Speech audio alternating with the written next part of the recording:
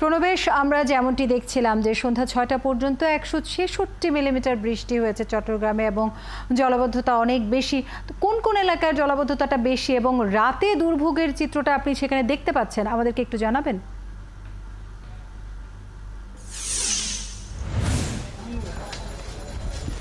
চট্টগ্রামে সকাল ৬টা ভোর থেকেই বলা যায়, ৪টা-৫টা থেকেই মূলত বৃষ্টিপাত প্রচুর পরিমাণে শুরু হয়, যদিও এর আগে বৃষ্টি ছিল না।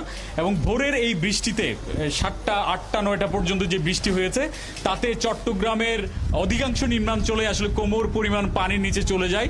এখন রাত, তারপরও আমরা দেখতে পাচ্ছি চট্টগ্রামের যে নিম্নাঞ্চলগুলো রয়েছে, বিশেষ করে বাকলিয়া, গনি মার্কেট, চকবাজার, কাতালগঞ্জ, এইসব এলাকায় কিন্তু এখনো পর্যন্ত পানির যে দুর্ভোগ সেটি রয়ে গেছে, এখনো পর্যন্ত পানি নামেনি।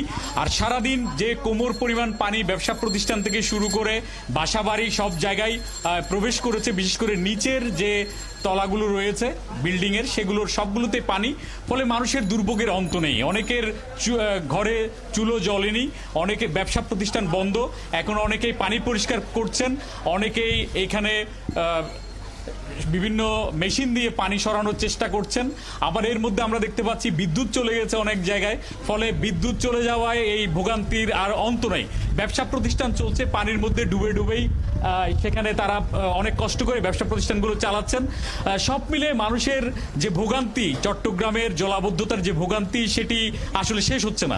মানুষ এইটা থেকে নিস্তার চান। তারা প্রতি বছরে এই যখন বৃষ্টি হয় তখনই মানুষের দুর্ভোগের চিত্রগুলো এভাবেই ফুটে ওঠে, কিন্তু তাদের যে ভোগান্তি সেটা কমছে না।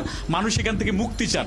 যদিও এখানে জলাবদ্ধতার প্রকল্প চলছে, কিন্তু তার কোনো সুফল বছরের পর বছর চললেও সুফল পাচ্ছে না। আমরা আজকে চট্টগ্রামের আসলে বলা যায় বিস্তীর্ণ অঞ্চল পানির নিচে ছিল দুপুর পর্যন্ত, বা দুপুরের পরবর্তী সময়েও বিকেল পর্যন্ত। এখনো সেই ভোগান্তির চিত্র আমরা কিন্তু দেখতে পাচ্ছি।